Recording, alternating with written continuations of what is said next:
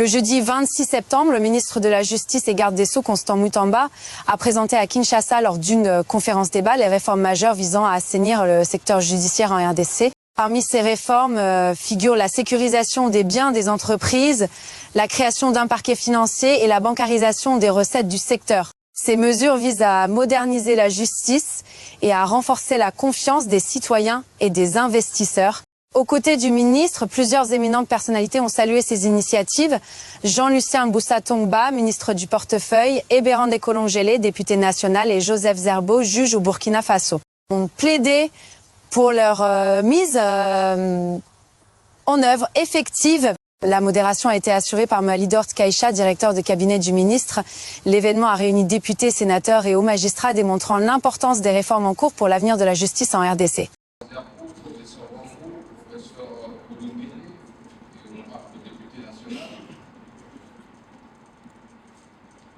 Mesdames et messieurs membres des hautes juridictions de notre pays,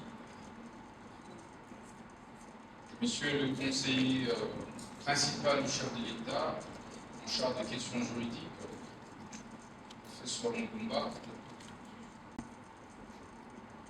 monsieur le président de la Chambre nationale des huissiers de justice, mesdames et messieurs les directeurs généraux des entreprises publiques, établissements publics et services publics, mesdames et messieurs les directeurs généraux des banques, à vos titres et qualités respectifs.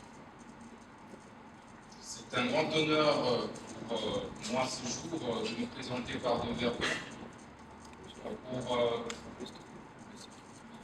aborder la problématique des réformes que nous avons engagées au cours de nos 100 premiers jours, sous impulsion de son Excellence, Monsieur le Président de la République, chef de l'État, et dans le cadre de l'exécution du programme d'action du gouvernement. Il s'agit donc des réformes initiées par le gouvernement souverain et simplement portées par notre modeste personne. Comme vous pouvez le remarquer, dans notre méthode de travail, nous avons plutôt opté pour une approche pragmatique des choses. Puisque nous nous sommes aperçus que depuis des siècles, depuis, je veux dire, des décennies, nous avons excellé dans les discours. Nous sommes très forts dans les discours, nous sommes très forts dans les théories, mais en tout cas très faibles dans la pratique des choses. Et nous nous sommes dit que notre peuple attendait de nous des actions beaucoup plus concrètes qui confortent ces attentes. Et c'est comme ça que vous allez m'excuser de ne pas faire un discours ex cathedra, mais plutôt d'échanger avec la présente assistance. Et lorsque je prends mes fonctions, après donc la nomination dont j'ai bénéficié de la part du Président de la République et de Madame la Première ministre, j'ai reçu beaucoup de plaintes. La première semaine, c'était une semaine difficile. Parce que ce soit des collègues membres du gouvernement, j'ai cité l'excellence Monsieur le ministre du portefeuille, que ce soit le vice-premier ministre, ministre des Transports, mon aîné Jean-Pierre Bemba, qui est en charge des transports, et bien d'autres collègues, les directeurs généraux des banques, les directeurs généraux des entreprises publiques, même les gouverneurs de province, nous saisissaient tous les jours pour se plaindre des saisies intempestives de leurs comptes, de leurs avoirs. Tantôt au mépris des dispositions pertinentes du droit WADA, et même du droit interne. Comme vous le savez, il est inimaginable de pouvoir saisir les comptes d'un gouvernorat de province. Ça, c'est à titre élémentaire, c'est le droit, le minimum de droit que nous tous nous avons appris. Vous allez dans nos juridictions, vous trouvez des décisions, des confirmations, des saisies, des comptes, des avoirs d'un gouvernorat de province. Est-ce qu'on fait ça à dessein ou par ignorance?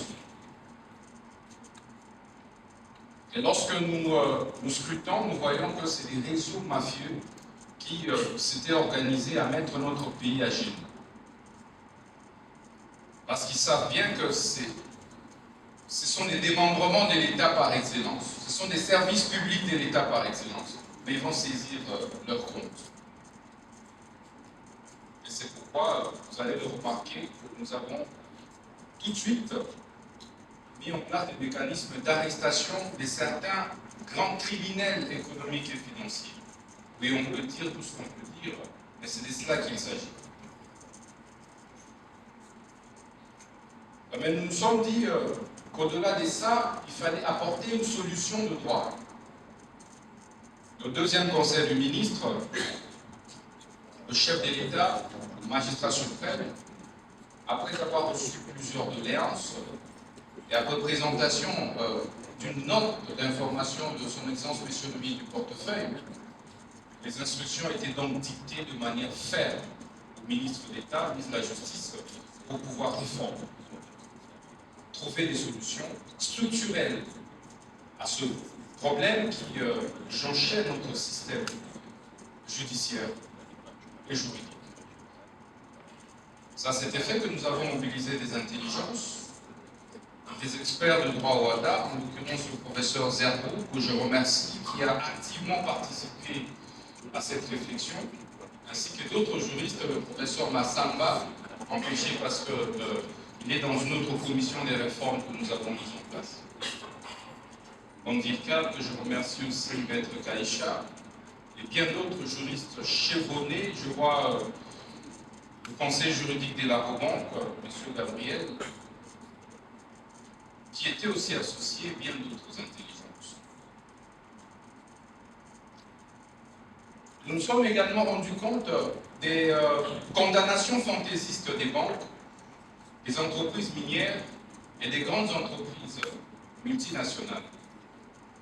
C'est tout prudent qui pouvait se réveiller un bon matin pour une créance de $1000 pouvait faire condamner une multinationale au paiement de $20 millions et saisir les comptes de cette multinationale. C'est ça qui a occasionné l'insécurité judiciaire et juridique. Et du coup, tous les grands opérateurs économiques avaient maintenant de crainte à pouvoir faire des dépôts au sein de nos banques.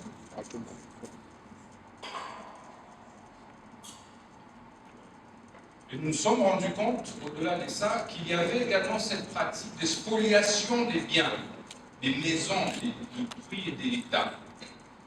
C'est chaque jour que je recevais des appels.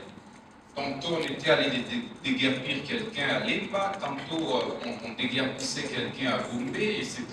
Et vous regardez, parfois c'est des faux jugements, des fausses décisions de justice, c'est des décisions de justice qui se contredisent, c'est des certificats d'enregistrement qui se contredisent, bref, une anarchie qui malheureusement a constitué une grave insécurité judiciaire qui ne peut pas aider à faire décoller le pays. Suivant ces instructions, nous avons produit un premier texte sur la base de notre Constitution, donc de l'article 128 de notre Constitution, et du droit au HADA, article 50. Nouvel acte uniforme sur les procédures simplifiées de développement et voies d'exécution. Nous avons trouvé une brèche pour essayer très rapidement d'arrêter l'hémorragie. La réforme courageuse est difficile et facile. Commission de loi, conseil de ministres, il fallait faire remarquer que c'était possible de pouvoir faire passer ça par voie réglementaire. Et c'était possible. Sur la base de l'article 92 de notre Constitution, nous avons effectivement fait en sorte que ce soit la Première ministre qui puisse signer un décret contresigné par le ministre de la Justice et garde des Sceaux. Le décret est donc intitulé « Décret portant sauvegarde des biens des entreprises, établissements et services publics ». Dans ce décret, l'innovation majeure, c'est l'intégration de l'insaisissabilité des biens des entreprises publiques, services et établissements publics. Comme vous le savez, les DG des entreprises publiques, établissements publics, ne géraient plus. Je salue aussi la présence de la première présidente de la Cour d'appel, Goumbé, qui sait combien de fois elle a été appelée, évidemment, à statuer sur des questions des défenses à exécuter. Et généralement en précipitation, parce que pendant ce temps, tous les jugements étaient revêtus de la formule exécutoire sur minute non sans recours. Tous les jugements, je dis bien tous les jugements. Vous verrez à la fin, exécutoire sur minute. Nonobstant, vous posez la question au juge, quelle urgence il y a à pouvoir insérer cette formule? C'était la fraude. C'était juste une façon de frauder et piller les ressources des entreprises publiques. Et au moment où la partie adverse fait appel, sur pied de l'article 172, vous verrez que les banques ont déjà fait quoi? Ont déjà procédé au paiement. Vous posez la question au banquier, il dit non, non, nous avons peur d'être condamnés pour cause des saisies. Voilà comment les ressources de l'État ont été systématiquement pillées. Du coup, les DG des entreprises qui sont ici passaient plutôt le temps à régler les questions des saisies. Non, comment on ne peut pas saisir? Comment on peut lever des saisies? En lieu et place de réfléchir sur les questions structurelles, des réformes et des rentabilités de leurs entreprises. C'est donc des réseaux, à l'époque, moi-même avocat, c'est des réseaux aussi bien des agents eux-mêmes et cadres de ces entreprises qui négocient avec des avocats, avec certains juges, avec même certains agents de banque. Bref, c'est des réseaux des mafieux comme ça qui ont tué le pays. Alors avec cette réforme, comme vous pouvez le remarquer, nous avons créé désormais des millionnaires en papier. Donc tu as tes millions parce que tu as obtenu des décisions frauduleuses. Même tu te contentes de ce papier-là. Je pensais que quelqu'un pouvait m'applaudir.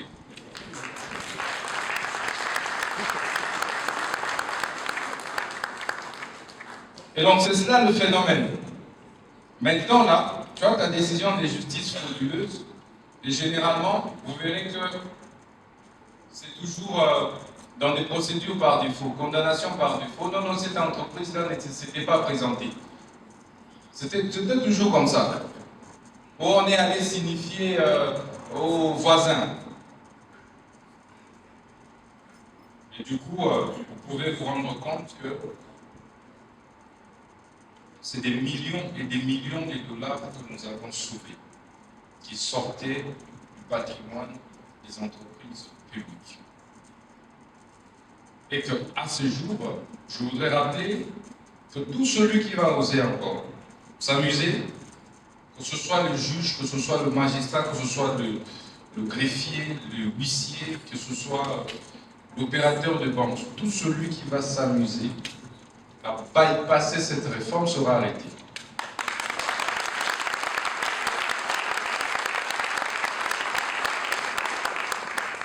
Parce que la question de développement de notre pays n'est plus une option.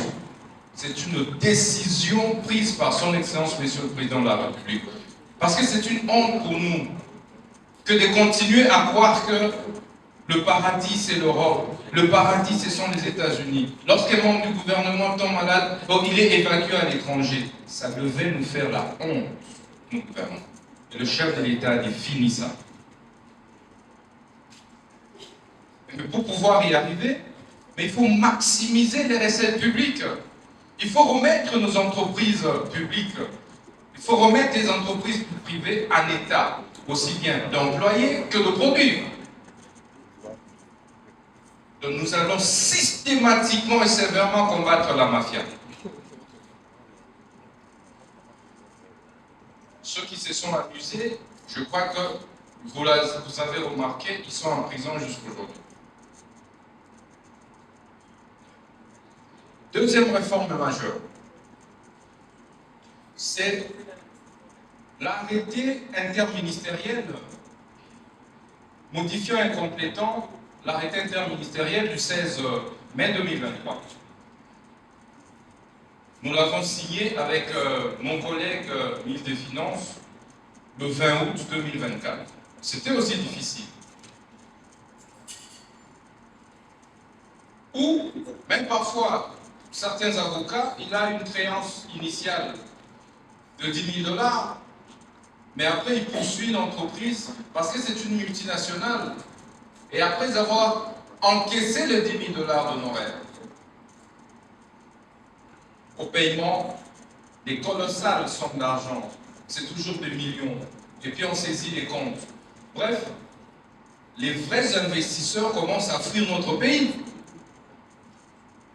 J'ai reçu Total, j'ai reçu des opérateurs miniers qui se retrouvaient en Lá, Gil, de 19 septembre, dans um gesto que tem de la volonté da governo. Merci donc une fois de plus la première présidente de la Cour d'appel pour avoir coopéré et travaillé à aider, à sauver certaines de ces entreprises.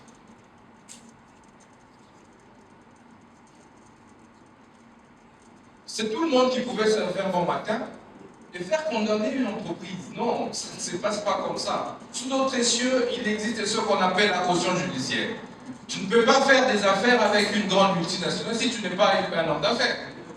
Si tu n'es pas toi-même en capacité financière adéquate.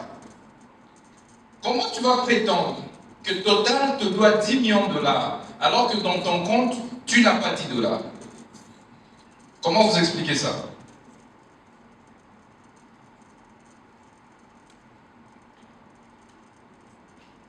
Les entreprises minières, n'en parlons pas. Et nous avons dit, niet, on a fait passer la réforme sur la consignation. Nous sommes passés de 10 $ initial, qui était comme frais exigés comme consignation, en pourcentage. Maintenant, pour les entreprises privées, si tu veux assigner une entreprise privée à te payer des dommages et intérêts quelconques, il faut payer les 5% des dépostulations. Tu veux faire condamner, je veux dire, la Robanque à te payer 20 millions de $, à titre des dommages aux intérêts, ok, il faut payer à l'État, dans un compte de l'État, 5% des 20 millions. Avant que le juge ne procède, parce qu'il s'agit de la consignation des frais. Donc, à l'absence du bordereau des paiements de ces 5%, les juges ne procèdent pas. Et tout juge qui procède sans preuve de paiement est considéré comme complice au détournement de deniers publics.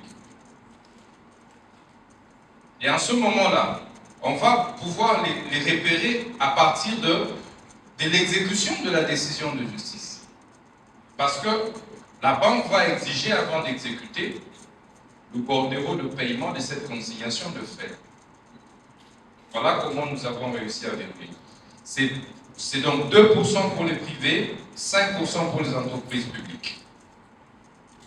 Cependant, il y a des petites exceptions que vous allez lire au niveau de l'arrêté, notamment sur les questions liées à la propriété, droit de famille, les questions liées au contentieux fiscal, etc. Mais en même temps, la question de l'indigence demeure, puisque c'est réglementé par la loi. Il appartient au juge de pouvoir exonérer quelqu'un du paiement de cela, mais après avoir prouvé, évidemment, qu'il est réellement indigent. Donc ici, le droit d'accès à la justice pour tous est garanti. Il n'y a donc pas de crainte. Et les conditions d'indigence sont également prévues. Qui peut être qualifié d'indigent et qui ne peut pas l'être. Troisième réforme majeure, c'est sous les exécutions. Comme vous le savez, dans notre arsenal judiciaire, on a séparé, et même juridique, les fonctions de dire le droit des fonctions d'exécuter le droit qui est dit par un juge. C'est fait pour éviter les abus. C'est pourquoi on dit toujours que l'indépendance du juge, qui est consacrée à l'article 149 de notre Constitution, est relative. Ce n'est pas absolu. Les juges y disent le droit, mais n'exécute pas son droit. Pourquoi? Parce qu'il dit ce droit-là au nom du peuple congolais. Et le peuple congolais est représenté par le chef de l'État, qui est garant du bon fonctionnement des institutions sur la base de l'article 69 de notre Constitution. Et que donc, de ce point de vue, l'indépendance ne peut qu'être relative. Et c'est à cet effet que, vers les articles 80 et suivants, vous verrez que le chef de l'État, c'est lui qui nomme les magistrats. Les magistrats, les juges ne sont pas élus. Ils puisent leur légitimité de la signature, donc de la nomination, du chef de l'exécutif par excellence, qui est le chef de l'État. Et que donc, de ce point de vue, on dit le droit de manière indépendante, on ne peut pas interférer. On interdit au pouvoir exécutif, on interdit au pouvoir législatif du gouvernement. Sinon, c'est compliqué. Nous avons également abordé la question de la loi sur le Conseil supérieur de la magistrature. Nous sommes en train de travailler dessus. Vous allez voir également les réformes qui vont être amorcées là-dedans. Les conseils supérieurs de la magistrature, en réalité, ne concernent pas que la magistrature. On devait avoir le Conseil supérieur de la justice.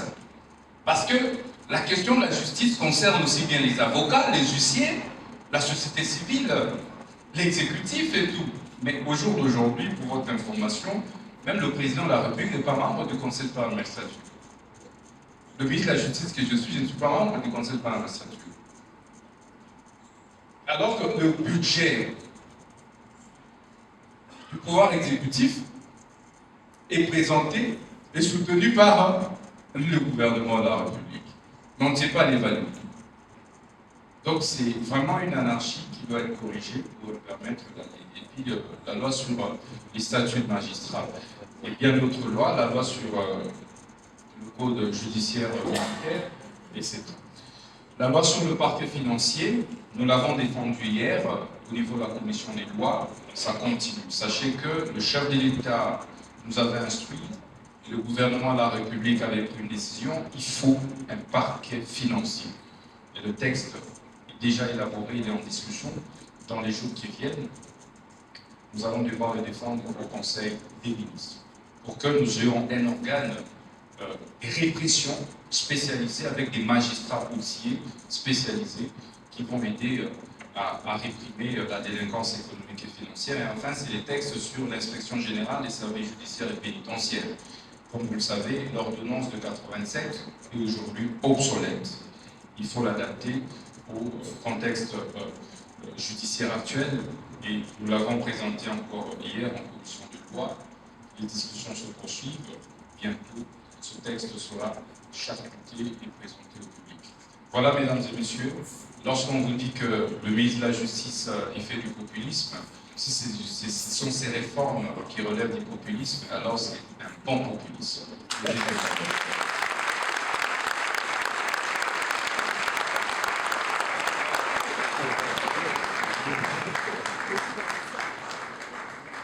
Merci beaucoup. Merci, Excellence, Monsieur le ministre d'État, ministre de la Justice et garde des Sceaux. Pour l'occasion qu'il m'offre ces jours, afin d'intervenir dans cette conférence, qui, pour ma part, est très importante. Je voudrais commencer par rappeler la célèbre phrase du président de la République, chef de l'État. Le salut du peuple, c'est la loi suprême. Cette phrase est pleine de sens et nous permet de décliner certaines politiques audacieuses.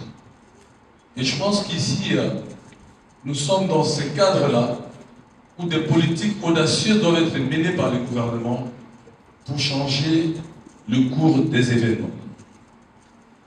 J'interviens sur la question de l'opportunité.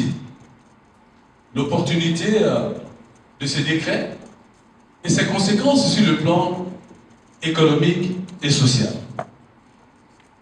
De l'opportunité. Après ma nomination comme ministre du portefeuille, j'ai eu l'occasion de consulter l'ensemble des mandataires publics une bonne partie des mandataires des entreprises d'économie mixte, des sociétés d'économie mixte. Parmi les constats majeurs qui se sont dégagés, celui relatif à l'insécurité du patrimoine des entreprises, allant jusque dans ses comptes, dans ses ressources financières, a été parmi les plus émergents. Cette insécurité avait des conséquences énormes et risquait d'avoir des grosses conséquences sur le plan économique et social si des mesures drastiques n'étaient pas prises à temps. En effet, toutes nos entreprises publiques, toutes nos sociétés d'économie mixte étaient simplement coincées. Trésorerie plombée, patrimoine pillé, perspective incertaine. Et pourtant, les entreprises du portefeuille de l'État, les établissements publics qui jadis étaient dans le registre des entreprises publiques, sont l'épine dorsale de l'économie du pays. D'une part, et d'autre part, c'est le boulevard par lequel le développement de l'économie du pays devait être assis. Aujourd'hui, vous allez observer de moins en moins et depuis plusieurs décennies que les entreprises des portefeuilles de l'État ont été présentées comme des entreprises, l'expression est consacrée à un canard boiteux. Et émerge une catégorie d'entreprises privées tenues par un groupe de personnes que vous connaissez très bien, je ne suis pas ici et je ne suis pas contre, qui risquent, si nous nous prenons garde, d'avoir le contrôle de l'économie de la République démocratique du Congo et nous rentrer dans une colonisation économique. Des mesures doivent être dès lors prises pour sécuriser les entreprises qui sont tenues par les Congolais, qui ont certes des défis à relever, mais qui disposent des potentiels énormes pour développer l'économie congolaise et réaliser ce que les économistes appellent le bond du crapaud. Et c'est possible. D'autres économies l'ont fait. Pourquoi l'économie congolaise ne pourrait pas le faire? Et donc, la situation du patrimoine de ces entreprises était telle que, quelles qu'aient été les politiques menées par les gouvernements en rapport avec les entreprises du portefeuille de l'État, nous ne pouvions pas espérer obtenir des résultats probants, étant donné qu'un certain cartel a vu les jours, avec une approche systémique pour piller de manière organisée les patrimoines des entreprises, les finances des entreprises et les établissements publics, et donc organiser un enrichissement sans cause. Les acteurs sont à la fois au sein des entreprises, ils sont aussi en dehors des entreprises. Le temps était donc arrivé pour que ces décrets, sous les auspices du président de la République, chef de l'État, et Madame la Première ministre soient pris, et j'en profite pour féliciter le ministre de l'État et le ministre de la Justice pour l'audace.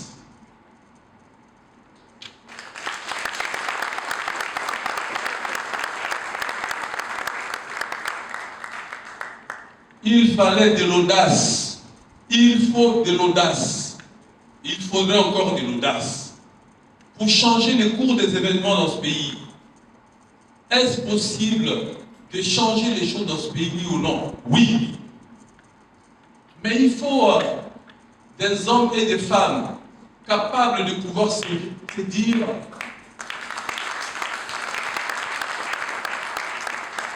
je disais qu'il faut des hommes et des femmes capables de dire ça doit changer, ça va changer. Ce ne sont pas les lois qui nous manquent, ce ne sont pas les têtes pensantes qui nous manquent, c'est la détermination à agir dans la bonne direction, dans l'intérêt des citoyens qui manque à plusieurs personnes d'entre nous. Il ne faut pas attendre que les millions de personnes se mobilisent pour ça. C'est une poignée d'individus qui est capable de transformer le destin de tout un peuple. Et ces lois et ces décrets se prennent dans ces cadres-là. Ces gouvernements, pour le deuxième mandat du président de la République, doit être considéré comme un gouvernement audacieux, réformateur, qui doit aller à contre-courant de certaines habitudes, de certains comportements. C'est ce que je veux dire. Mesdames et messieurs, les entreprises du portefeuille de l'État couvrent les pans le plus important de l'économie congolaise. Vous ne le saviez pas. Ils sont dans tous les secteurs, elles couvrent tous les secteurs, voulais-je dire. Secteur minier, secteur des infrastructures, secteur des hydrocarbures, secteur des finances avec la Cadeco, la Sofidei, secteur des services, secteur des jeux de hasard national. Tous les secteurs sont couverts par les entreprises du portefeuille de l'État. Ceux qui ont pensé que l'État puisse avoir un regard sur tous ces secteurs économiques avaient bien compris qu'un pays comme le nôtre ne peut pas se développer si l'État n'avait pas le contrôle et l'orientation de l'économie dans les secteurs les plus stratégiques et à externalité positive. Nous devons protéger ces patrimoines contre les tenants de la privatisation à tout prix. Nous opposons cette idée selon laquelle l'État est capable d'avoir des bons gestionnaires parce que d'autres pays et d'autres modèles ont réalisé des pas importants sur le banc du même modèle. Je prends la Thaïlande. Lorsque le Fonds monétaire international arrive en Thaïlande et demande au Premier ministre de l'époque, je vais que vous privatiser toutes les entreprises du portefeuille de l'État. Enfin, toutes les entreprises publiques. Le Premier ministre a dit pas question. Nous allons les garder comme tels, mais on va améliorer la rigueur de la gestion. On va améliorer la gouvernance. On va extirper de ces entreprises tous ces facteurs exogènes qui les mettent à mal. Et l'un des facteurs exogènes les plus importants, c'est le pillage par les biais des décisions judiciaires qui mettent à mal nos entreprises et qui ne permettent pas de faire d'elles ces boulevards du développement économique du pays. Voilà pourquoi je vais m'arrêter là pour dire qu'au plan de l'opportunité, il était temps que ces décrets soient pris. Il est temps que ces décrets soient exécutés par des patriotes congolais. Moi, je suis un économiste libéral, mais je suis en même temps un adepte du patriotisme économique. Lorsque on nous parle du climat des affaires, mais oui, il faut un climat des affaires amélioré. Mais c'est aussi valable pour les secteurs privés que pour les secteurs publics. L'occasion nous a donné pour qu'un climat d'affaires digne de ce nom soit observé aussi pour les entreprises du portefeuille de l'État. Pour éviter que la rentabilité de ces entreprises soit mise en cause. 2, que l'économie ne soit désarticulée à travers la désarticulation des entreprises et la désarticulation du système bancaire. On risque de mettre à mal toute l'économie. Et les décisions qui ont été prises à travers ces décrets sont d'une importance économique et sociale telle que nous devons simplement nous ranger et, à l'unisson, travailler pour que ces décrets puissent être exécutés tel qu'on l'a pensé et tel que c'est écrit. Je vous remercie.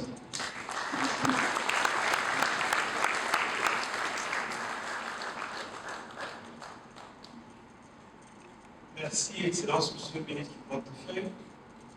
J'ai envie de dire, heureux comme le ministre du Portefeuille qui voit les entreprises dont il assure la tutelle être protégées. Je vais devoir passer la parole au professeur Désiré Cachemire Kolongele pour nous entretenir sur l'enjeu de la double protection des établissements, entreprises et services publics. Professeur, vous avez la parole.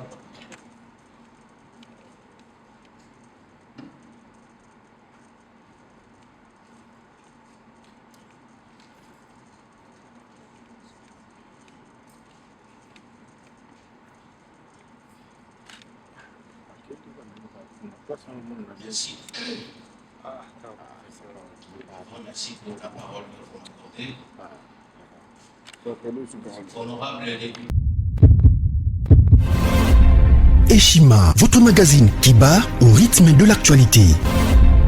Eshima Magazine, mensuel congolais d'info générale avec un panorama sur l'actu, des exclusivités, des analyses, des enquêtes, une vision stratégique des enjeux politiques et économiques en RDC passés au crible par une équipe rédactionnelle professionnelle. Notre rigueur ainsi que nos compétences font de nous le magazine de référence. Entreprises, institutions, personnalités, pour booster vos ventes ou votre notoriété, profitez de notre expertise en communication et marketing en nous confiant votre image afin de la transformer en une identité forte grâce à un accompagnement sur mesure et un suivi personnalisé. Contact 085 113 44 44 085 113 44 44 085 113 44 44. Eshima Magazine, Yabanambuka. Eshima Magazine, un nouveau standard d'information.